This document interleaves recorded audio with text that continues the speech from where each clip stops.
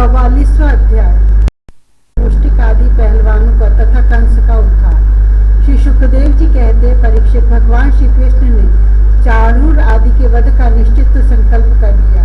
जोड़ वध दिए जाने पर श्री कृष्ण चाणूर से और बलराम जी मुष्टिक से जा भिड़े। वे लोग एक दूसरे को जीत लेने की इच्छा से हाथ बांधकर और पैरों से पैर अड़ाकर बलपूर्वक अपनी अपनी ओर खींचने लगे। वे पंजों से पंजे, घुटनों से घुटने, माथे से माथा और छाती से छाती भिड़ाकर एक दूसरे पर चोट करने लगे। इस प्रकार दांव पेच करते करते अपने अपने जोड़ीदार को पकड़कर इधर उधर घुमाते, दूर ढकेल देते, जोर से जकड़ लेते, लिपट जाते, उठाकर पटक देते, छूटकर निकल भागते और कभी छोड़कर पीछे हट जाते थे। इस प्रकार एक दूसरे को रोकते, प्रहार करते और अपने जोड़ीदार को पछाड़ देने की चेष्टा करते। कभी कोई नीचे गिर जाता तो दूसरा उसे घुटनों और पैरों में दबाकर उठा लेता, हाथों से पकड़कर ऊपर ले जाता, गले में लिपट जाने पर ढकेल देता और आवश्यकता होने पर हाथ पांव इकट्ठे करके गांठ बांध देता। परीक्षित, इस दंगल को देखने के लिए नगर की बहुत सी महिलाएं भी आई हुई थी। उन्होंने जब देखा कि बड़े बड़े पहलवानों के साथ ये छोटे छोटे बलहीन बालक लड़ाए जा रहे हैं, तब वे अलग अलग टोलियां बनाकर करुणावश आपस में बातचीत करने लगी। यहाँ राजा कंस के सभासद बड़ा अन्याय और अधर्म कर रहे हैं।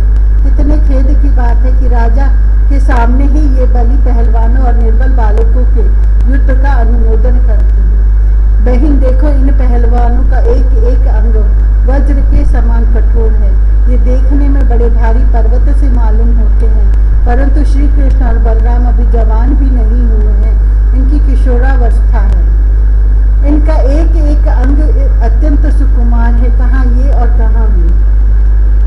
जितने लोग यहाँ इकट्ठे हुए हैं देख रहे, उन्हें अवश्य अवश्य धर्मोल्लंघन का पाप लगेगा। सखी, अब हमें भी यहाँ से चल देना चाहिए। जहाँ अधर्म की प्रधानता हो वहाँ कभी ना रहे, यही शास्त्र का नियम है। देखो, शास्त्र कहता है कि बुद्धिमान पुरुष को सभासदों के दोषों को जानते हुए सभा में जाना ठीक नहीं है, क्योंकि वहां जाकर उन अवगुणों को कहना, चुप रह जाना अथवा मैं नहीं जानता ऐसा कह देना, ये तीनों ही बातें मनुष्य को दोष भागी बनाती हैं। देखो देखो, श्री कृष्ण शत्रु के चारों ओर पैतरा बदल रहे हैं। उनके मुख पर पसीने की बूंदें ठीक वैसे ही शोभा दे रही हैं जैसे कमल कोश पर जल की बूंदें। सखियों, क्या तुम नहीं देख रही हो कि बलराम जी का मुख मुष्टिक के प्रति क्रोध के कारण कुछ कुछ लाल लोचनों से युक्त हो रहा है, फिर भी हास्य का अनिरुद्ध आवेग कितना सुंदर लग रहा है। सखी, सच पूछो तो ब्रजभूमि ही परम पवित्र और धन्य है, क्योंकि वहाँ ये पुरुषोत्तम मनुष्य के वेश में चिपकर रहते हैं। स्वयं भगवान शंकर और लक्ष्मी जी जिनके चरणों की पूजा करती हैं, वे ही प्रभु वहाँ रंग बिरंगे जंगली पुष्पों की माला धारण कर लेते हैं तथा बलराम जी के साथ बांसुरी बजाते, गौएं चराते और तरह तरह के खेल खेलते हुए आनंद से विचरते हैं। सखी, पता नहीं गोपियों ने कौन सी तपस्या की थी जो नेत्रों के दोनों से नित्य निरंतर इनकी रूप माधुरी का पान करती रहती है। इनका रूप क्या है, लावण्य का सार। संसार में या उससे परे किसी का भी रूप इनके रूप के समान नहीं है, फिर बढ़कर होने की तो बात ही क्या है।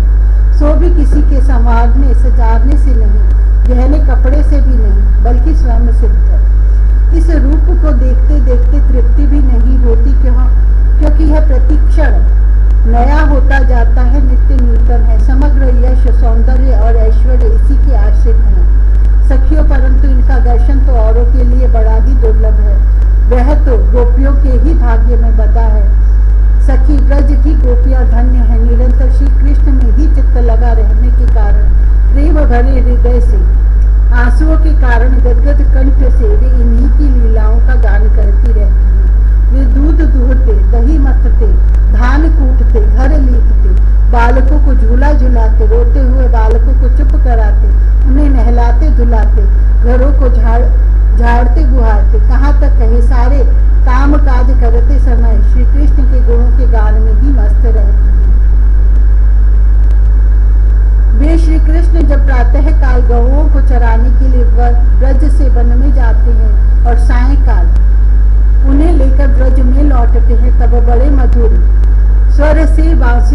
जाते हैं उनकी टेर सुनकर गोपियां घर का सारा काम काज छोड़कर झटपट रास्ते में दौड़ आती हैं और श्री कृष्ण का मंद मंद मुस्कान एवं दया भरी चितवन से युक्त मुख कमल निहार निहार कर निहाल होती हैं। सचमुच गोपियां ही परम पुण्यवती हैं। भरत वंश शिरोमणि, जिस समय पूर्ववासिनी स्त्रियां इस प्रकार बातें कर रही थी, उसी समय योगेश्वर भगवान श्री कृष्ण ने मन ही मन शत्रु को मार डालने का निश्चय किया। स्त्रियों की ये भयपूर्ण बातें माता पिता देवकी वसुदेव भी सुन रहे थे। वे पुत्र स्नेहवश शोक से विह्वल हो गए। उनके हृदय में बड़ी जलन, बड़ी पीड़ा होने लगी, क्योंकि वे अपने पुत्रों के बलवीर्य को नहीं जानते थे। भगवान श्री कृष्ण और उनसे भिड़ने वाला चाणूर दोनों ही भिन्न भिन्न प्रकार के दांव और पेच का प्रयोग करते हुए परस्पर जिस प्रकार लड़ रहे थे, वैसे ही बलराम जी और मुष्टिक भी भिड़े हुए थे। भगवान के अंग प्रत्यंग वज्र से भी कठोर हो रहे थे। उनकी रगड़ से चाणूर की रग रग ढीली पड़ गई। बार बार उसे ऐसा मालूम हो रहा था मानो उसके शरीर के सारे बंधन टूट रहे हैं। उसे बड़ी ग्लानि, बड़ी व्यथा हुई। अब वह अत्यंत क्रोधित होकर बाज की तरह झपटा और दोनों हाथों की घूंसे बांधकर उसने भगवान श्री कृष्ण की छाती पर प्रहार किया, परंतु उसके प्रहार से भगवान तनिक भी विचलित न हुए, जैसे फूलों के गजरे की मार से गजराज। उन्होंने चाणूर की दोनों भुजाएं पकड़ ली और उसे अंतरिक्ष में बड़े वेग से कई बार घुमाकर धरती पर दे मारा। परीक्षित चाणूर के प्राण तो घुमाने के समय ही निकल गए थे। उसकी वेशभूषा अस्त व्यस्त हो गई, केश और मालाएं बिखर गई। वह इंद्र की पूजा के लिए खड़े किए गए बड़े झंडे के समान गिर पड़ा। इसी प्रकार मुष्टिक ने भी पहले बलराम जी को एक घूंसा मारा। इस पर बलराम जी ने उसे बड़े जोर से एक तमाचा जड़ दिया। तमाचा लगने से वह कांप उठा और आंधी से उखड़े हुए वृक्ष के समान अत्यंत व्यथित और अंत में प्राणहीन होकर खून उगलता हुआ पृथ्वी पर गिर पड़ा।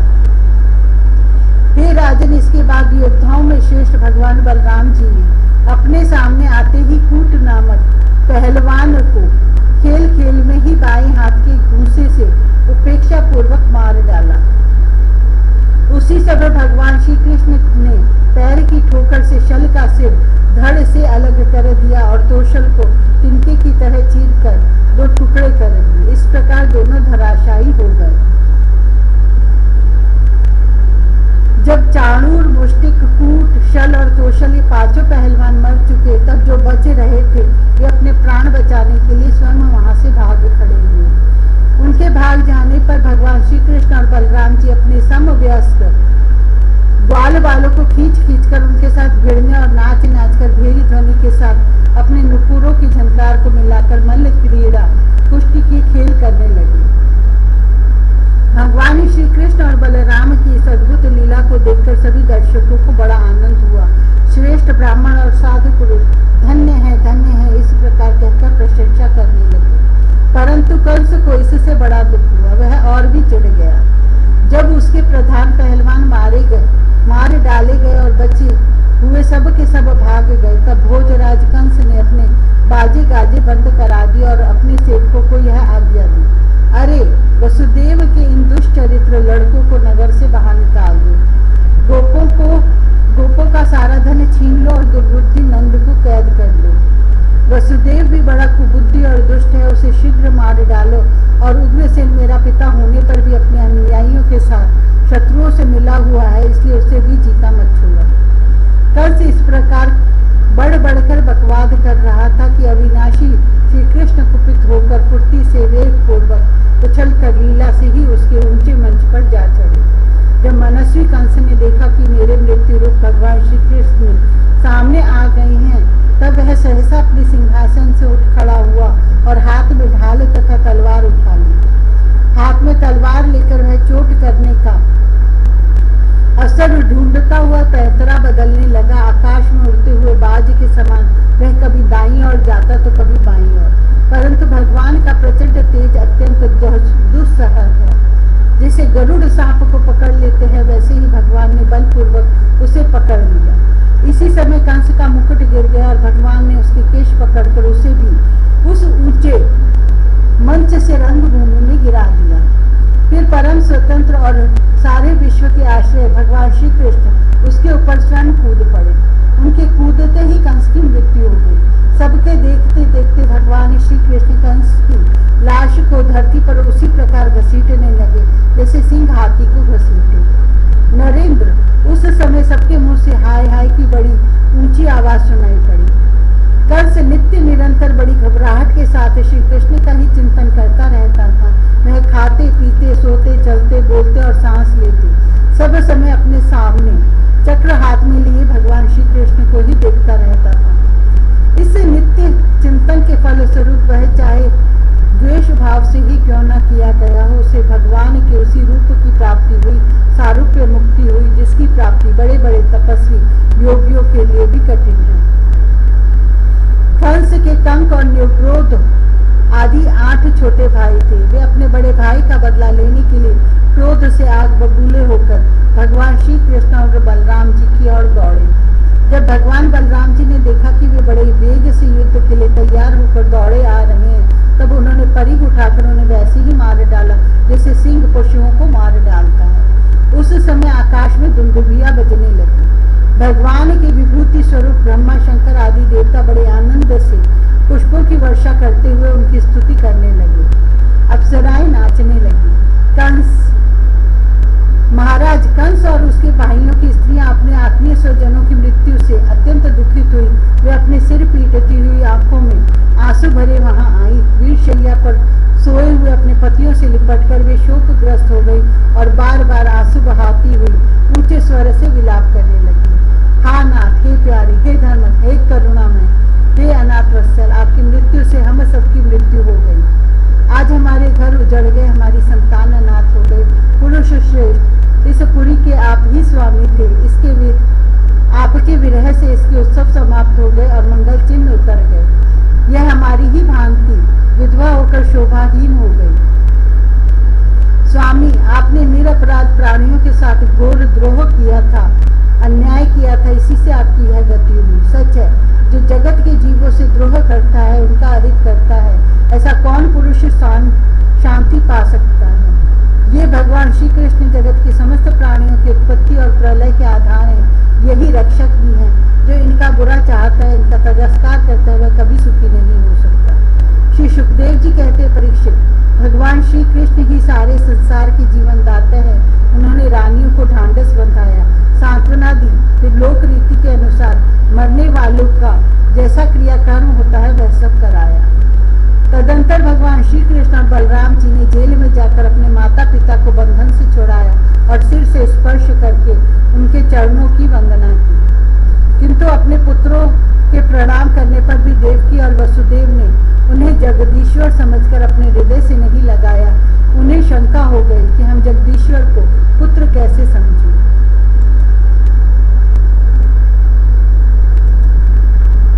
45वां अध्याय। श्री कृष्ण बलराम का यज्ञोपवीत और गुरुकुल प्रवेश। श्री सुखदेव जी कहते, परीक्षित, भगवान श्री कृष्ण ने देखा कि माता पिता को मेरे ऐश्वर्य का, मेरे भगवत भाव का ज्ञान हो गया है, परंतु इन्हें ऐसा ज्ञान होना ठीक नहीं। इससे तो ये पुत्र स्नेह का सुख नहीं पा सकेंगे। ऐसा सोचकर उन्होंने उन पर अपनी वह योग माया फैला दी जो उनके स्वजनों को मुग्ध रखकर उनकी लीला में सहायक होती है। यदुवंश शिरोमणि भगवान श्री कृष्ण बड़े भाई बलराम जी के साथ अपने माँ बाप के पास जाकर आदर पूर्वक और विनय से झुककर मेरी अम्मा, मेरे पिताजी, इन शब्दों से उन्हें प्रसन्न करते हुए कहने लगे, पिताजी, माताजी, हम आपके पुत्र हैं और आप हमारे लिए सर्वदा उत्कंठित रहे हैं। हम फिर भी आप हमारे बाल्य पौगंड और किशोर अवस्था का सुख हमसे नहीं पा सके। दुर्दैववश हम लोगों को आपके पास रहने का सौभाग्य ही नहीं मिला। इसी से बालकों को माता पिता के घर में रहकर जो लाड़ प्यार का सुख मिलता है वह हमें भी नहीं मिल सका। पिता और माता ही इस शरीर को जन्म देते हैं और इसका लालन पालन करते हैं। तब कहीं जाकर यह शरीर धर्म, अर्थ, काम अथवा मोक्ष की प्राप्ति का साधन बनता है। यदि कोई मनुष्य 100 वर्ष तक जीकर माता और पिता की सेवा करता रहे तब भी वह उनके उपकार से उऋण नहीं हो सकता। जो पुत्र सामर्थ्य रहते हुए भी अपने माँ बाप की शरीर और धन से सेवा नहीं करता, उसके पर यमदूत उसे उसके अपने शरीर का मांस खिलाते हैं। जो पुरुष समर्थ होने पर भी बूढ़े माता पिता, सती पत्नी, बालक, संतान, गुरु, ब्राह्मण और शरणागत का भरण पोषण नहीं करता, वह जीता हुआ भी मुर्दे के समान है। पिताजी हमारे इतने दिन व्यर्थ ही बीत गए, क्योंकि कंस के भय से सदा उद्विग्न चित्त रहने के कारण हम आपकी सेवा करने में असमर्थ रहे। मेरी माँ और मेरे पिताजी, आप दोनों हमें क्षमा करें। हाय, दुष्ट कंस ने आपको इतने इतने कष्ट दिए, परंतु हम परतंत्र रहने के कारण आपकी कोई सेवा शुश्रूषा न कर सके। श्री सुखदेव जी कहते, परीक्षित, अपनी लीला से मनुष्य बने हुए विश्वात्मा श्री हरि की इस वाणी से मोहित हो देवकी वसुदेव ने उन्हें गोद में उठा लिया और हृदय से चिपकाकर परमानंद प्राप्त किया। राजन वे स्नेह पाश में बनकर पूर्णतः मोहित हो गए और आंसुओं की धारा से उनका अभिषेक करने लगे, यहाँ तक कि आंसुओं के कारण गला रुंध जाने से वे कुछ बोल भी न सके। देवकी नंदन भगवान श्री कृष्ण ने इस प्रकार अपने माता पिता को सांत्वना देकर अपने नाना उग्रसेन को यदुवंशियों का राजा बना दिया और उनसे कहा, महाराज, हम आपकी प्रजा हैं, आप हम लोगों पर शासन कीजिए। राजा ययाति का शाप होने के कारण यदुवंशी राज सिंहासन पर नहीं बैठ सकते, परंतु मेरी ऐसी ही इच्छा है, इसलिए आपको कोई दोष न होगा। जब मैं सेवक बनकर आपकी सेवा करता रहूंगा, तब वो बड़े बड़े देवता भी सिर झुकाकर आपको भेंट देंगे। दूसरे नरपतियों के बारे में तो कहना ही क्या है। परीक्षित, भगवान श्री कृष्ण ही सारे विश्व के विधाता हैं। उन्होंने जो कंस के भय से व्याकुल होकर इधर उधर भाग गए थे, उन यदु, वृष्णि, अंधक, मधु, दाशार्घ और कुकुर आदि वंशों में उत्पन्न समस्त सजाति संबंधियों को ढूंढ ढूंढ कर बुलवाया। उन्हें घर से बाहर रहने में बड़ा क्लेश उठाना पड़ा था। भगवान ने उनका सत्कार किया, सांत्वना दी और उन्हें खूब धन संपत्ति देकर तृप्त किया तथा अपने अपने घरों में बसा दिया। अब सारे के सारे यदुवंशी भगवान श्री कृष्ण और बलराम जी के बाहुबल से सुरक्षित थे। उनकी कृपा से उन्हें किसी प्रकार की व्यथा नहीं थी, दुख नहीं था। उनके सारे मनोरथ सफल हो गए थे, वे कृतार्थ हो गए थे। अब वे अपने अपने घरों में आनंद से विहार करने लगे। भगवान श्री कृष्ण का वदन आनंद का सदन है। वह नित्य प्रफुल्लित, कभी न कुम्हलाने वाला कमल है। उसका सौंदर्य अपार है, सदैव हास और चितवन उस पर सदा नाचती रहती है। यदुवंशी दिन प्रतिदिन उसका दर्शन करके आनंद मग्न रहते। मथुरा के वृद्ध पुरुष भी युवकों के समान अत्यंत बलवान और उत्साही हो गए थे, क्योंकि वे अपने नेत्रों के दोनों से बारंबार भगवान के मुखारविंद का अमृतमय मकरंद रस पान करते रहते थे। प्रिय परीक्षित, अब देवकी नंदन भगवान श्री कृष्ण और बलराम जी दोनों ही नंद बाबा के पास आए और गले लगने के बाद उनसे कहने लगे, पिताजी, आपने और माँ यशोदा ने बड़े स्नेह और दुलार से हमारा लालन पालन किया है। इसमें कोई संदेह नहीं कि माता पिता संतान पर अपने शरीर से भी अधिक स्नेह करते हैं। जिन्हें पालन पोषण न कर सकने के कारण स्वजन संबंधियों ने त्याग दिया है, उन बालकों को जो लोग अपने पुत्र के समान लाड़ प्यार से पालते हैं, वे ही वास्तव में उनके माँ बाप हैं। पिताजी, अब आप लोग ब्रज में जाइए। इसमें संदेह नहीं कि हमारे बिना वात्सल्य स्नेह के कारण आप लोगों को बहुत दुख होगा। यहाँ के सुहृद संबंधियों को सुखी करके हम आप लोगों से मिलने के लिए आएंगे। भगवान श्री कृष्ण ने नंद बाबा और दूसरे ब्रजवासियों को इस प्रकार समझा बुझाकर बड़े आदर के साथ वस्त्र, आभूषण और अनेक धातुओं के बने बर्तन आदि देकर उनका सत्कार किया। भगवान की बात सुनकर नंद बाबा ने प्रेम से अधीर होकर दोनों भाइयों को गले लगा लिया और फिर नेत्रों में आंसू भरकर गोपों के साथ ब्रज के लिए प्रस्थान किया। हे राजन, इसके बाद वसुदेव जी ने अपने पुरोहित गर्गाचार्य और दूसरे ब्राह्मणों से दोनों पुत्रों का विधि पूर्वक द्विजाति समुचित यज्ञोपवीत संस्कार करवाया। उन्होंने विविध प्रकार के वस्त्र और आभूषणों से ब्राह्मणों का सत्कार करके उन्हें बहुत सी दक्षिणा तथा बछड़ों वाली गौएं दी। सभी गौएं गले में सोने की माला पहनी हुई थी और भी बहुत से आभूषणों एवं रेशमी वस्त्रों की मालाओं से विभूषित थी। महामती वसुदेव जी ने भगवान श्री कृष्ण और बलराम जी के जन्म नक्षत्र में जितनी गौएं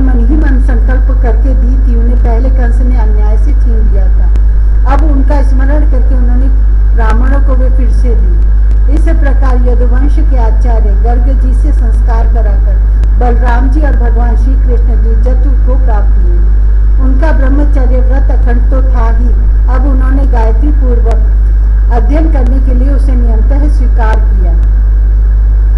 श्री कृष्ण और बलराम जगत के एकमात्र स्वामी हैं, सर्वज्ञ हैं, सभी विद्या उन्हीं से निकली है। उनका निर्मल ज्ञान स्वतः सिद्ध है, फिर भी उन्होंने मनुष्य की सी लीला करके उसे छिपा रखा था।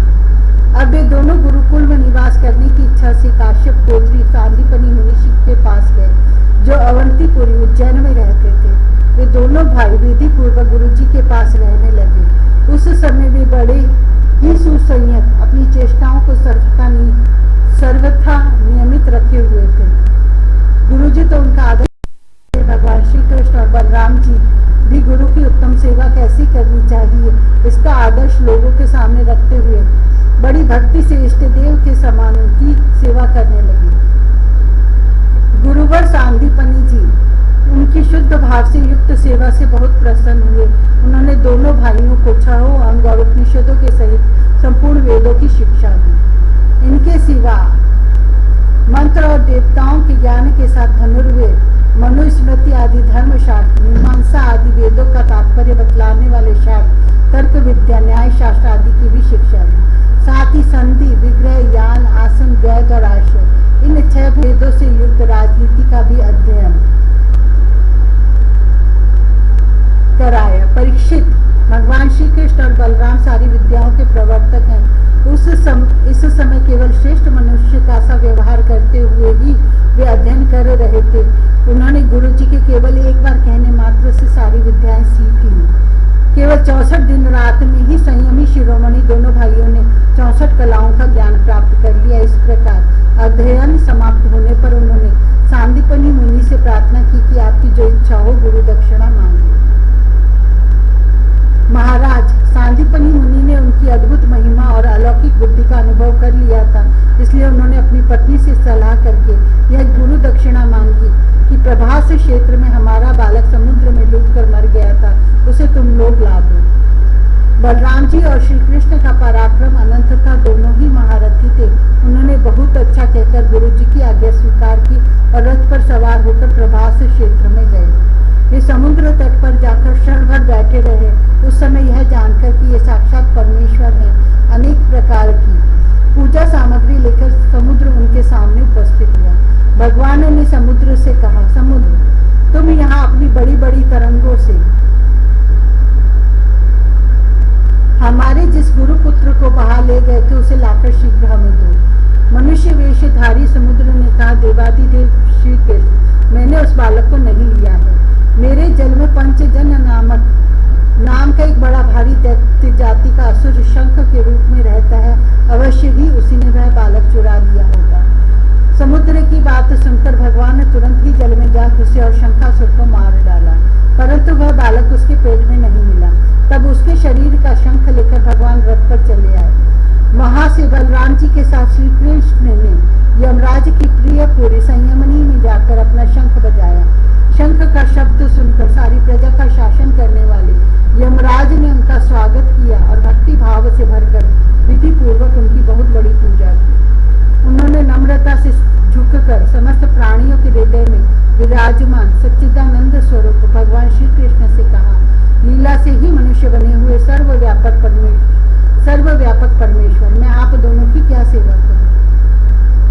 श्री भगवान ने कहा, यमराज यहाँ अपने कर्म बंधन के अनुसार मेरा गुरुपुत्र लाया गया है। तुम मेरी आज्ञा स्वीकार करो और उसके कर्म पर ध्यान न देकर उसे मेरे पास ले आओ। यमराज ने जो आज्ञा कहकर भगवान का आदेश स्वीकार किया और उनका गुरुपुत्र ला दिया। तब यदुवंश शिरोमणि भगवान श्री कृष्ण और बलराम जी उस बालक को लेकर उज्जैन लौट आए और उसे अपने गुरुदेव को सौंपकर कहा कि आप और जो कुछ चाहे मांग लो। गुरुजी ने कहा, बेटा, तुम दोनों ने भली भांति गुरु दक्षिणा दी, अब और क्या चाहिए। जो तुम्हारे जैसे पुरुषोत्तमों का गुरु है उसका कौन सा मनोरथ अपूर्ण रह सकता है। वीरों, अब तुम दोनों अपने घर जाओ, तुम्हें लोगों को पवित्र करने वाली कीर्ति प्राप्त हो। तुम्हारी पड़ी हुई विद्या इस लोक और परलोक में सदा नवीन बनी रहे, कभी विस्मृत न हो।